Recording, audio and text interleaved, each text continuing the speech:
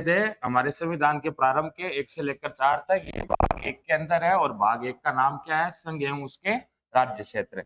अब देखो अपन ने पीछे की कक्षाओं में क्या-क्या चर्चा की थी, तो मैंने कहा था कि संघ एवं उसके राज्य क्षेत्रों का मतलब है, संघ का मतलब क्या है? भारत। संघ का मतलब क्या है? भारत। और यहाँ उसके राज्य क्षेत्रों से मतलब है कि हमारे यहाँ 2 प्रकार के क्षेत्र है, जैसे एक तो है राज्य क्षेत्र, जिन्हें आप स्टेट्स बोलते हो ना, स्टेट, और एक है केंद्र शासित प्रदेश या संघ शासित प्रदेश। आप केंद्र के द्वारा शासित होते हैं, संघ के द्वारा शासित होते हैं, तो संघ शासित भी कह सकते हो, केंद्र शासित भी कह सकते हो ना। तो दूसरे कौन से स्टेट हो जाएंगे? संघ शासित प्रदेश, है ना। तो एक तो है राज्य क्षेत्र, एक है संघ शासित प्रदेश, और राज्य कितने अपने? 28, और संघ शासित कितने? 8 है ना। तो एक तो ये चीज आपको ध्यान में रखना, वर्तमान के सापेक्ष, है ना। फिर अपन ने चर्चा की थी अनुच्छेद 1 के ऊपर। कौन सा अनुच्छेद पढ़ा था? अनुच्छेद 1। और अनुच्छेद 1 में क्या लिखा हुआ था? हाँ, India that is Bharat. India ही क्या है? भारत है।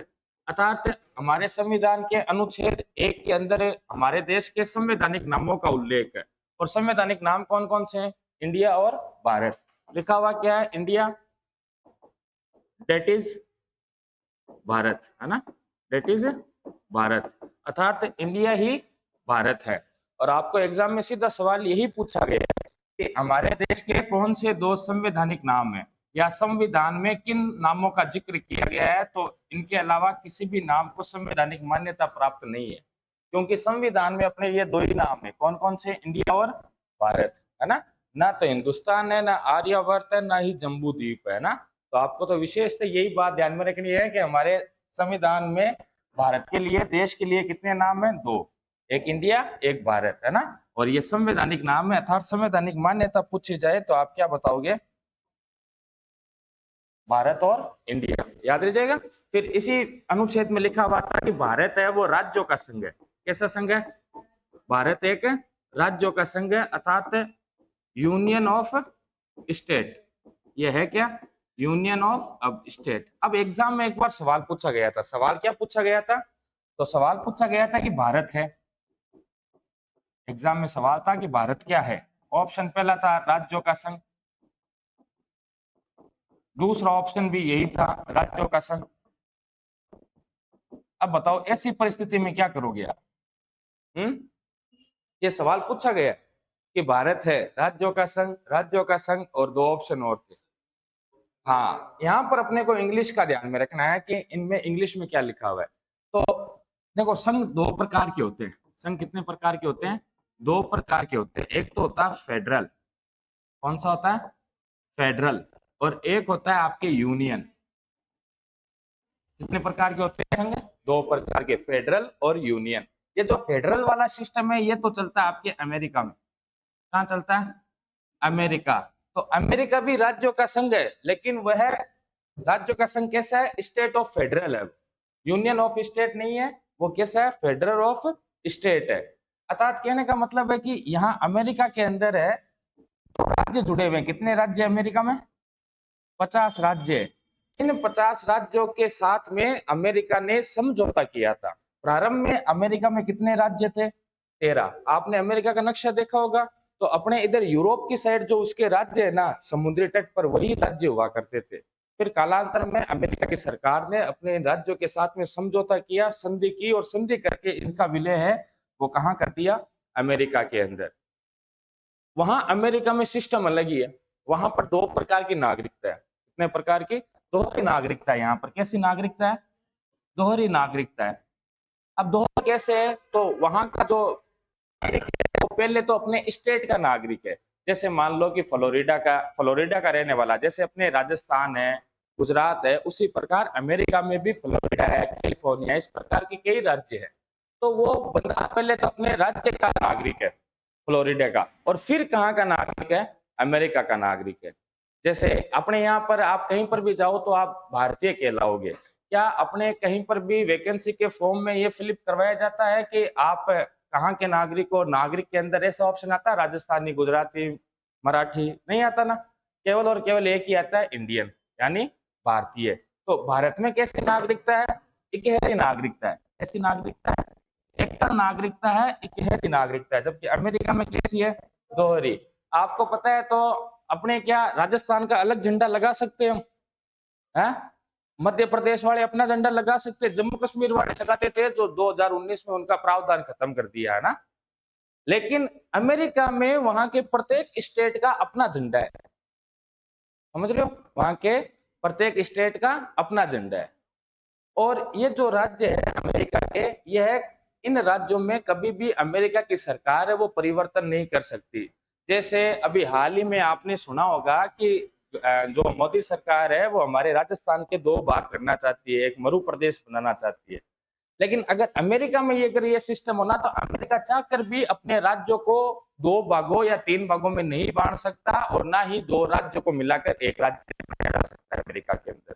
जबकि भारत में कैसा प्रावधान है कि भारत में हम चाहे तो आंध्र प्रदेश से पृथक करके तेलंगाना बना सकते हैं, उत्तर प्रदेश से पृथक करके उत्तराखंड बना सकते हैं, बिहार से पृथक करके झारखंड बना दिया जाता है, 2 या 2 से अधिक राज्यों को मिलाकर एक राज्य बनाया जा सकता है। अर्थात जो ये यूनियन होता है, इस यूनियन में जो संघ होती है, जो केंद्र सरकार होती है, वो अधिक ताकतवर होती है ना। ताकतवर तो इसमें भी होती है, लेकिन इसमें यहाँ अपने जो स्टेट है उनकी अपेक्षा यहाँ के जो राज्य है वो अधिक ताकतवर होते हैं, अधिक शक्तिशाली होते हैं। इसीलिए अमेरिका को क्या कहा जाता है, अविभाजित राज्यों का अविभाजित संघ, अविभाजित राज्यों का अविभाजित संघ, अविभाजित संघ। जबकि अगर ये पूछा जाए कि भारत कैसा राज्य है तो क्या बताओगे आप, हाँ भारत है वो विभाजित राज्य का अविभाजित संघ है। कैसा है, विभाजित राज्यों का अविभाजित संघ है, अविभाजित संघ है। ये आपको विशेष ध्यान में रखना कि भारत कैसा राज्य है, विभाजित राज्यों का। अर्थात भारत में चाहे तो केंद्र सरकार है वो राजस्थान के 1 टुकड़े कर सकती है, 2 या 2 से अधिक टुकड़े कर सकती है, और चाहे तो उत्तर प्रदेश और राजस्थान को मिलाकर एक ही बड़ा राज्य बना सकती है। जबकि अमेरिका में अमेरिका की सरकार वहां के राज्यों का विभाजन नहीं कर सकती, इसलिए वहां के क्या कहा जाता है, अविभाजित राज्यों का विभाजित संघ। जबकि भारत कैसा है, विभाजित राज्यों का विभाजित संघ है। तो आप जब देखोगे ना यहाँ ऑप्शन के अंदर, तो एक ऑप्शन तो लिखा हुआ आएगा फेडरल ऑफ स्टेट अंग्रेजी के अंदर, और दूसरा ऑप्शन आएगा यूनियन ऑफ स्टेट। दूसरा कौन सा आएगा, यूनियन ऑफ स्टेट। अब पूछा क्या है सवाल कि भारत है राज्यों का संघ, दूसरा भी राज्यों का संघ, तो आप बताओ कौन सा ऑप्शन करोगे इसके अंदर, हाँ यूनियन ऑफ स्टेट, यानी दूसरा वाला सही करेंगे, पहला वाला गलत हो जाएगा, है ना। तो ऐसे आपको विशेष ध्यान में रखना, भारत राज्यों का संघ है, लेकिन भारत कैसा है राज्यों का संघ, union of state, federal of state है। फेडरल ऑफ स्टेट कौन सा है, अमेरिका है। तो आपको सामान्य ये भी पूछा जा सकता है कि निम्न में से किस देश में दोहरी नागरिकता पाई जाती है, तो कहाँ बताओगे आप, अमेरिका में। और ये पूछा जाए कि तिहरी नागरिकता कहाँ पाई जाती है, तो क्या बताओगे, हाँ तिहरी नागरिकता, तो ये पाई जाती है कहाँ पर, स्विट्जरलैंड में। कहाँ पाई जाती है, स्विट्जरलैंड में पाई जाती है ना। तो ये भी आपको ध्यान में रखना है, तिहरी नागरिकता स्विट्जरलैंड, दोहरी नागरिकता अपने अमेरिका में। जबकि भारत में कैसी नागरिकता है, इकहरी नागरिकता है, एकल नागरिकता है ना, ये ध्यान में रखना है आपको। रह जाएगी बात याद। तो अनुच्छेद 1 में क्या लिखा हुआ है, तो अपने को तो ये ध्यान में रखना है कि अनुच्छेद 1 के अंदर Bharat, India that is Bharat लिखा गया। क्या लिखा गया है, इंडिया डेट इज भारत, अर्थात इंडिया ही क्या है, भारत है। पहला बिंदु तो ये ध्यान में रखना है। दूसरा क्या लिखा हुआ है इसमें, तो भारत है वो कैसा संघ है, राज्यों का संघ है, अर्थात वो क्या है, यूनियन ऑफ स्टेट है, ये ध्यान में रखना है। अच्छा, फिर पूछा जाए कि भारत में जो ये राज्य क्षेत्र है वो कितने, 28, केंद्र शासित प्रदेश कितने, 28, अब सॉरी 8। अब इनके क्या नाम है, इनकी सीमाएं भारत में कहाँ कहाँ तक फैली हुई है, वो सारी की सारी बातें किस अनुसूची में लिखी हुई है, वो लिखी हुई है अनुसूची 1 के अंदर। कहाँ पर लिखा हुआ है ये सारा, अनुसूची 1 में। याद रह जाएगी ये बातें, हाँ।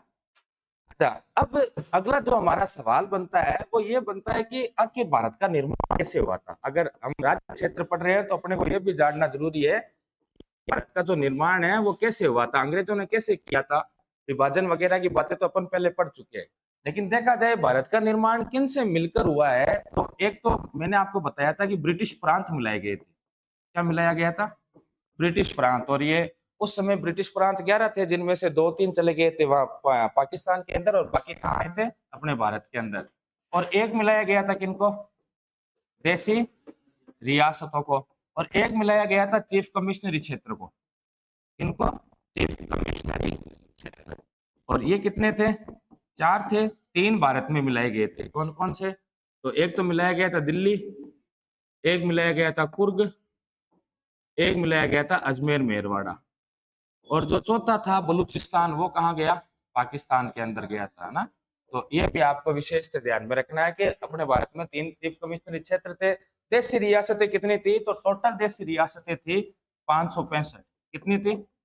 565। आपको पूछा जाएगा स्वतंत्रता के समय भारत में कुल कितनी देशी रियासतें थी, तो कितनी बताओगे? 565। और इनमें से जो 552 रियासतें थी उनका विलय किया गया था भारत में। कहाँ किया गया था? भारत में। इन राजा महाराजाओं ने कहा मिलना निश्चित किया अपना? भारत में। और जबकि 13 रियासतें थी, ये कहाँ गई थी मिलने के लिए? पाकिस्तान में गई थी। जैसे एक आपने नाम सुना होगा, अमरकोट। नाम सुना है?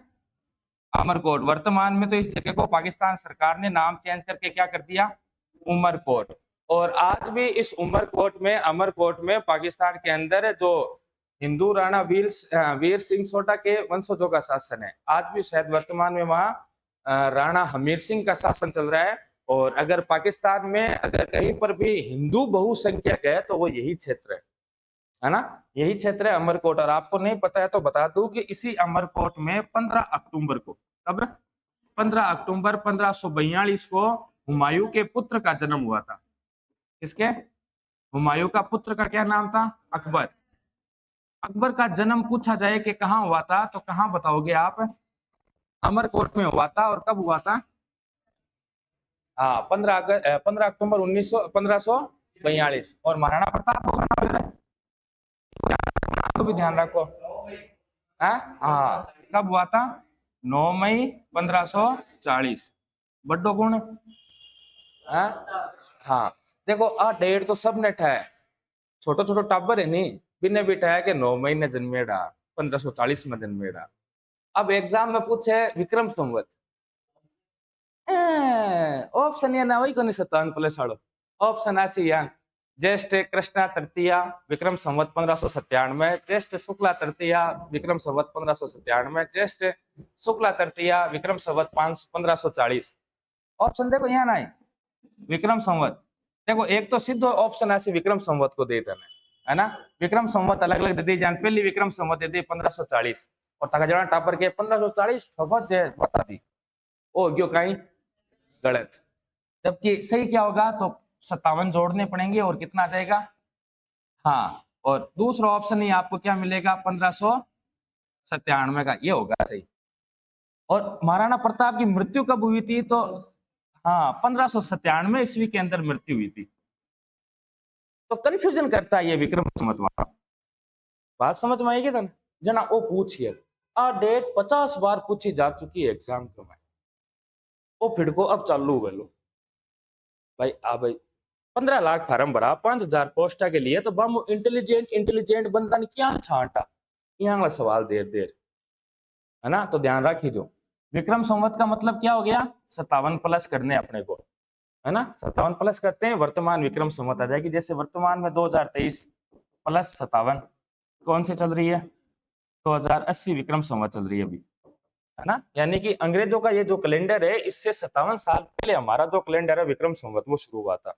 और विक्रम संवत को अभी नहीं पहचानते हो तो जो हमारे त्योहार मनाए जाते हैं हिंदू धर्म के अंदर, चैत बैसाख जेठ आषाढ़ श्रावण भादो आसोज कातिक मिंगसर पो माह फागण, वो 12 महीना इसी विक्रम संवत के, है ना। बात समझ में आई? जैसे अभी आपको पता है तो नवरात्र चल रहे हैं, और आज कौन सा नवरात्र है? नौवा अंतिम नवरात्र है, चैत्र शुक्ला सॉरी आसोज शुक्ला नवमी। आज कल क्या आ जाएगा?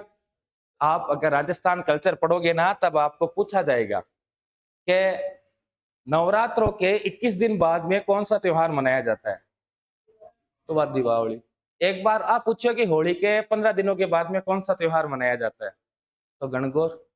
हाँ, 18 दिन हुए लेकिन एग्जाम में एवरेज 15 दिन बाद में वो गणगौर के अलावा कौन से त्योहार को नहीं है ना। तो आपको ये जो त्योहार है वो अब तारीखों से याद नहीं करने हैं। कैसे याद करने? चैत्र शुक्ला अष्टमी शुक्ला या पढ़ना था, है ना। अगर मम्मी पूछ लेते, मम्मी ने पूछ लिया अगर मम्मी बताती जान तने सवाल पूछी तेजा दशमी कब आती है। आ तो तने है भादवा में आवे पर वो घंटा कृष्ण पक्ष की दशमी ना आवे के शुक्ल पक्ष की दशमी ना आवे। तो गणेश सौर देखो तने मैं बताऊं भादवा का सब बड़ो महीनो कौन सा आपने भादवो। भादवा का महीने देखो देखो हमेशा ध्यान रखें जो जो महीने की शुरुआत होती है वो किस पक्ष से होती है और फिर कौन सा पक्ष आता है। कैपलासी के गणम कैपलाई कैपलाई तो हमेशा ध्यान रखी जो जगह अपने कौन सो भी महीनो वो भी की शुरुआत अपन क्यों करनी है चैत्र कृष्णा एकम में शुरुआत करनी है और पच यहाँ दूस तीस चौथ पांच छठे सात आठ नवमी दसवीं चौदह और पच का यहाँ सी पच आई अमावस कृष्ण पक्ष के अंत में का यहाँ सी 15वां दिन अमावसासी और ये अमावस के जस्ट अगले दिन चैत्र शुक्ला एकम और ये चैत्र शुक्ला एकम ने कहीं शुरू हुआ अपना बसंतीय नवरात्रा। अभी तो शारदीय नवरात्रा चल रहे चैत वाले कौन से नवरात्रा होते बसंतीय और फिर ये 15 दिन पूरे होते होते कौन सा दिन आता है पूर्णिमा। और बताओ पूर्णिमा के अगले दिन क्या आएगा चैत बैसाख तो बैसाख शुक्ल सॉरी बैसाख कृष्ण एकमासी है ना। तो ये भी आपको थोड़ा सा गणेश याद होगी लोग के कृष्ण पक्ष शुक्ल पक्ष। अब भादवा की जबकि आठ्यू है कृष्ण पक्ष की कौन सी कहीं आवे आठ्यू ने कृष्ण जन्माष्टमी आवे और जन्माष्टमी के ठीक अगले दिन है नवमी ने कहीं आवे गोगा नवमी आवे को नहीं आवे आवे ना ठीक गोगा नवमी के अच्छा पहले तो जन्माष्टमी के ठीक 15 दिन बाद यानी कि भादवा की शुक्ल पक्ष की अष्टमी को यह आती है राधा अष्टमी। कौन सी अष्टमी तो कई बार डायलॉग सुनो ही होते काला पक्ष में जन्मी जे देना कृष्ण जी काला और अन्य चांदना पखवाड़ा में जन्मी जी देना राधा गोरी है ना। गानों भजन चल नहीं है आपने कौन चल लगी कौन सो है और ठीक है इस गोगा नवमी के ठीक 15-16 दिन बाद में आती है शुक्ल पक्ष की दशमी को क्या आती है तेजा दशमी। देखो क्लास करते चाल के बीच में तो थोड़ा ध्यान रखी जो है ना।